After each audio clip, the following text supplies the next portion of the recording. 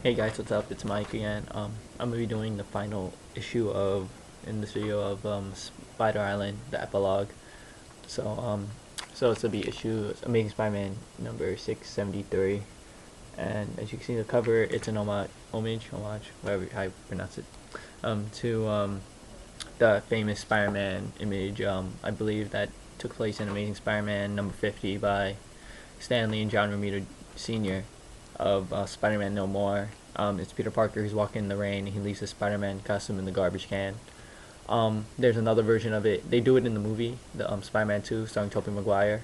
If you have that movie, check it out. It's probably the better of the Spider-Man movies, in my opinion. I'm getting off track. Anyway, so the creative team for this issue has changed a little bit. Dan Slott's still a writer, but the artist team is now Stefano Caselli and Frank Martin Jr. as the colorist, I believe. So this issue starts off in New York City. It's the day. It's the morning of after Spider Island. They've defeated the Queen. Everyone's waking up naked. All the people return to spiders. You see everyone running around trying to get clothes, and we see Misty Knight, see T'Challa, aka Black Panther, and Hawkeye, Clint Barton. They're all together, and they're just discussing. They're like, "Oh, we were giant spiders," and he's like, it doesn't seem you guys are they're not too shy about being naked, and Hawkeye's like, "Oh, that's right, because we parade around in skin tight suits, so it doesn't really matter." He also makes a comment about how Misty Knight still has her robot arm and a headband, which is like interesting about why like how did she still have a robot arm when she turned into a spider. We also see Spider-Man's girlfriend, Carly Cooper. She wakes up. She's identifiable by, she has her glasses on, which is weird because I'm pretty sure she turned into a giant spider. And you could identify her by her Spider-Man tattoo that she got while drunk one day. So we move on to cleanup, and the way Dan Slott writes the characters is very well done. Gravity is there providing some humor. He's telling people, it's like, "Oh, we have enough pants for everyone. Don't worry." Iron Man and Cap are scanning the body of the Queen, telling her, making sure it's her. And Emma Frost is telling Shroud, is like, Cloak. He's like, you could provide some shadow for everyone. He's like, "Yeah, I could, but I'm not going to." We see the the Incredible Hercules, and he's walking around naked, and um, and and Gravity adds some more humor. It's like, "We need pants for Hercules right now." Hercules is fine being naked. He used to be a god, half god. Anyway, so the issue continues with the cleanup. Kane tries to sneak away, but Madam Web sort of grabs him and tells him that he has a destiny. Outside of being, he has his own destiny. We then see Peter and Mary Jane. Peter has to go take Aunt May to the airport because she's going to Boston. So he swings off, and he has a nagging feeling that he forgot something. And what he forgets is that Mary Jane still has her powers. So she swings off and starts having fun, swinging around the city. So while they're doing cleanup, Peter brings Aunt May and Jay Jameson, her husband, to the airport, and they had to get inoculated with the cure just in case. And they leave for Boston. Kane shows up at the airport. He still has the stealth suit and tells Spidey, he's like, "I'm leaving too. I'm gonna go somewhere else where you've never been, to make my own life. I'm taking the suit because Madam Web said I might need it." Peter is a little like, whatever, I guess. He goes, he swings back home, I believe. No. There's a scene where Jonah and Robbie Robertson are in a bar. They're drinking together, and Robbie's like, Jonah complains about how Spider-Man saved the day, how he managed to break into a secure facility with the Octobots and cure everyone. And Robbie's like, "Jonah, he saved the day. What are you gonna do?" And Jonah's like, "I'll take care of it," which leaves a little cliffhanging until the end. And Peter swings back to his apartment, and when he gets there, Carly is leaving. She's all packed. She tells him she's leaving, and Peter really just tries to make an excuse. and she pulls him out. She calls him out, and she's like, "Why you don't even realize I said I'm leaving?" And she's like, "Just tell me the truth. You're Spider-Man." He admits it, and she freaks out, flips out, sort of like about how he's been lying to her this entire time, and she leaves. Peter, who made a deal during One More Day with Doctor Strange that no one will remember no one could find out he's Spider-Man unless he told them.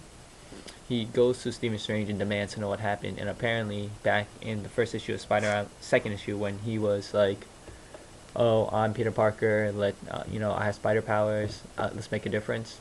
That destroyed the spell, so basically anyone can find out who he is, or that he's Spider-Man.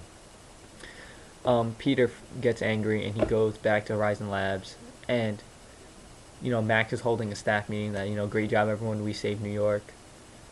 Peter goes, talks to Max, needs a cure, and one of his coworkers, I believe is the same one as always, the Asian one. She's just a major bitch. Like, I dislike her with the passion. I think she's Asian. She might be just like Caucasian, or like I wasn't really paying attention. She's just a terrible person. Like, she just puts Peter down at every second, and it's like ridiculous. Why do you have to be such an asshole to someone? Regardless, he gets a cure and he leaves through the roof, and he sees Madam Web, Julia Carpenter, and she's like, that cure in your hand, that's your out. The powers that be or whatever. You save the world, you save New York. You can use that on yourself and give up the powers, to have a normal life. And Spider-Man's like, "No, I wouldn't give up my powers or anything. They help me make a difference. They're part of who I am." And Julia Carpenter accepts that, but she leaves an ominous message, is like, "I'm sorry for your loss." And Peter freaks out. He's like, "Is that how you're gonna end this conversation?" He's like, "You know what? I'm gonna moon you." And he's like, "You're gonna see my spider butt. Do you see that in your future?" When Peter finds Mary Jane, he inoculates her with the cure. She loses her powers, and they have a discussion about just life. Peter's really down in the dumps. Carly broke up with him. Eddie Brock's the hero, apparently, according to New York. During the press conference, there's a press conference, Eddie Brock's the hero of New York. Peter feels neglected. There's something I've glossed over. I'll talk about that at this. And when Mary Jane's like, "Peter, look over at the Empire State Building." Peter's like, "Why is that?" "Because that's our special spot." And she just look, and when Peter looks at it, it's lit up in blue and red, just like his Spider-Man costume, in that, blue on the sides, red in the center, and it's just like, that's new. And Mary Jane's like, maybe that's New York saying thank you. Something I glossed over real quick. When Peter's swinging back to his apartment, he goes over the bridge. I believe it's George Washington, or the Brooklyn Bridge. I don't remember. I believe it's George Washington. And when he gets there, this guy tries to, construction worker calls him down. It's like, "Yeah, don't help me fix stuff. I get in trouble, but I want to tell you, I had your powers, and I understand what you do and why you do it. And you're not such a bad guy. You're not, So Peter's getting a little more recognition, and that's basically what I glossed over real quick. But this issue is probably the best issue of the entire run. The epilogue is not just because it's the epilogue and they're tying up details. And there's also a spoiler that I didn't go over because I didn't want to talk about it, because it would sort of ruin things for the future. If you guys should pick this up. It's a great read. But Dan Slott does a great way of making, of tying, the way he writes all the different characters interacting is good. But I felt like the main point is that it was the way that Peter was being recognized for what he does, that he's a hero, and not only that, but the way that at the end of the issue, how they lit up the Empire State Building in his honor. That Peter finally is shown, New York, he's always been seen as a menace, but now he's a hero, officially a hero, and he's known by everyone. Spider-Man's he saved the day. It's not Captain America, not Iron Man, not Thor.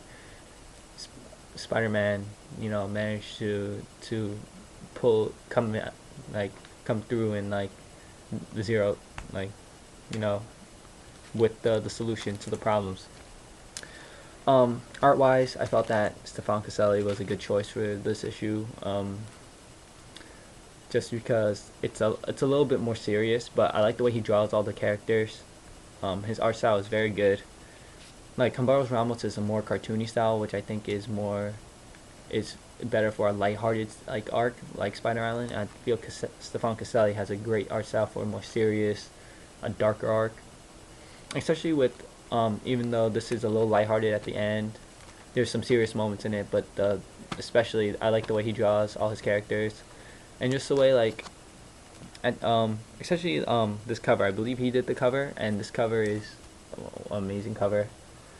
And that's about it. Art wise, yeah, colors are great, but overall, my favorite scene in this book, last page, Empire State Building's lit up in Spider-Man's colors. Like, never be able to get over that. It's probably one of the best moments in a Spider-Man comic that I've read in a long time. I'm gonna give this issue a 4.5 out of 5. It is good. I have there's some gripes with it. Not book wise. When I bought my book, like when I got home and opened it, there was like a weird like printing stain on it, or like marking it, which is like I don't know. I don't think that's my fault. The source fault. Might have been a printing error, so I got that one out of like 1,000 book that's messed up. There is some there's a spoiler left out. That's the only reason I'm giving it a 4.5, because that's a major annoyance that I had with this book. If you read it, you'll understand the spoiler left out. On that, guys, thanks for watching. If you agree with my review, let me know. If you don't, let me know that too. Subscribe, leave a comment. And since Spider Island's done, I'm gonna be reviewing Spider-Man weekly, or every 2 weeks when it comes out. So I'm doing a single issue every video for him. So my next big project I'm probably gonna do is this next week. Batman comes out. I'm gonna be doing my usual Batman reviews. I beat Arkham City. I'm probably gonna review Arkham City, and I'm probably gonna review what's this, Spider-Man Edge of Time, because I beat that too a while ago. And I'm gonna do Fear Itself. Yeah, Fear Itself 7.3 comes out next week too. So that's my plan. Alright, so thanks for watching, guys. Enjoy your books, and have a good time.